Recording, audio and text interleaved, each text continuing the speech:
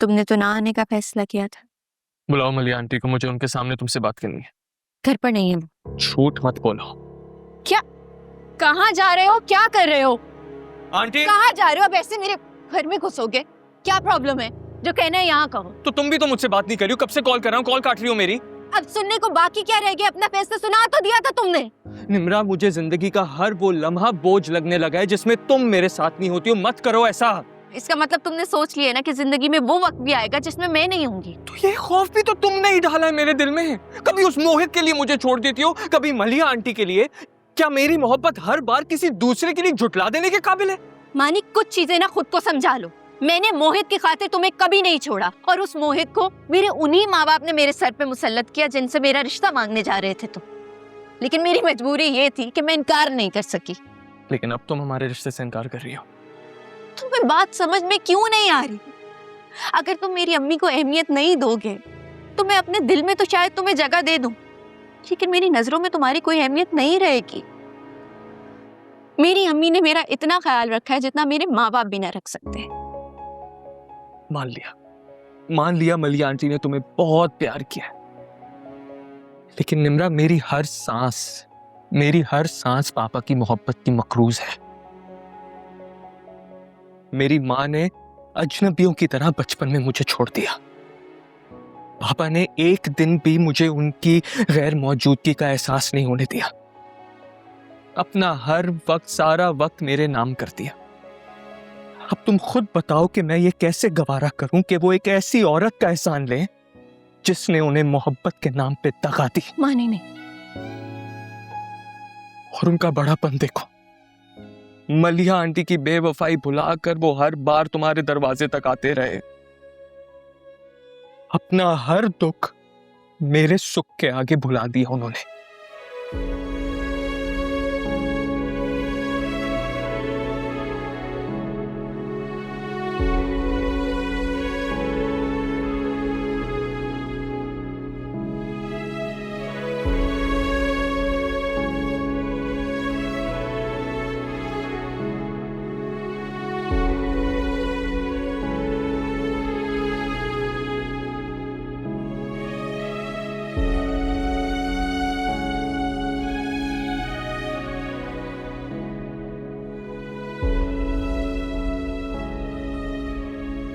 मुझे लगता नहीं है कि अम्मी बेवफाई कर सकती हूँ। खुद पूछ लो उनसे, शायद तुम्हें बता दें। मैंने उन्हें हमेशा बेहजाद अंकल की रिस्पेक्ट करते हुए देखा है। जब नदामतें और पछतावे जमा हो जाए तो सामना करने के लिए सिर्फ रिस्पेक्ट ही करनी होती है। मैं अपनी अम्मी के लिए ऐसी बातें नहीं सुन सकती। लेकिन ये सच है निम्रा। अच्छा, अगर ये सच है तो बेहजाद अंकल ने पलटकर अम्मी का हाथ क्यों नहीं थामा? और अगर अम्मी ने बेवफाई की या बेहजाद अंकल को छोड़ दिया तो फिर अम्मी ने सारी जिंदगी तन्हा क्यों काटी?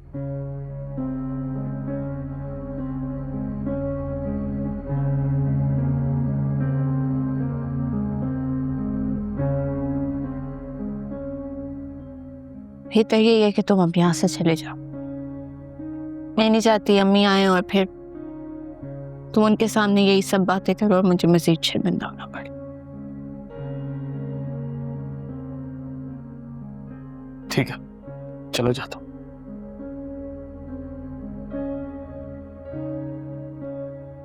लेकिन इतना यकीन दिला दो, अगर आंटी कसूरवार साबित हुई तो तुम मेरी बात मानोगे।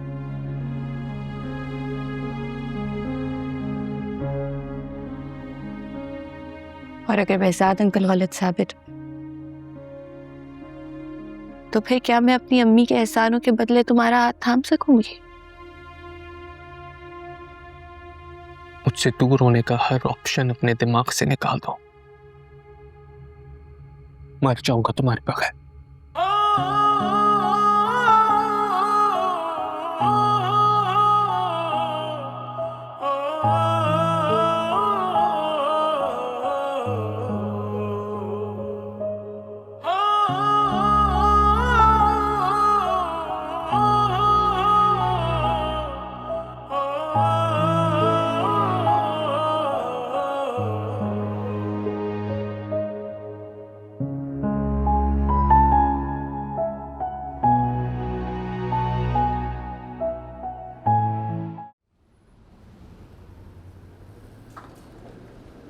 मलिया,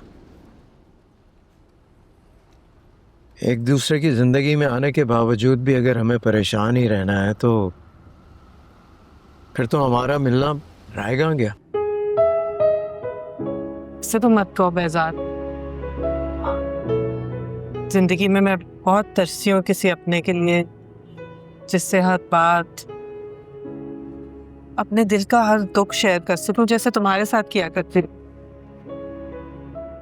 लेकिन निम्रा की बहुत फिक्र है मुझे। मैं नहीं चाहती कि उसे कोई भी दुख आ।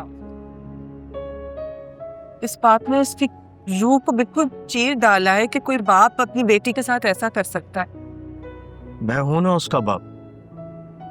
नाम नहीं दे सकता तो क्या हुआ, बाप बनकर उसके सर पर हाथ तो रख सकता हूं। और मानी पर भरोसा नहीं है क्या? मानी से ज्यादा मजबूत सहारा और क्या हो सकता है निम्रा के लिए? बस तुम मानी की जिद को इग्नोर करो और निम्रा को मेरी बेटी बना दो। मुझे मानी की जिद से कोई इशू नहीं है।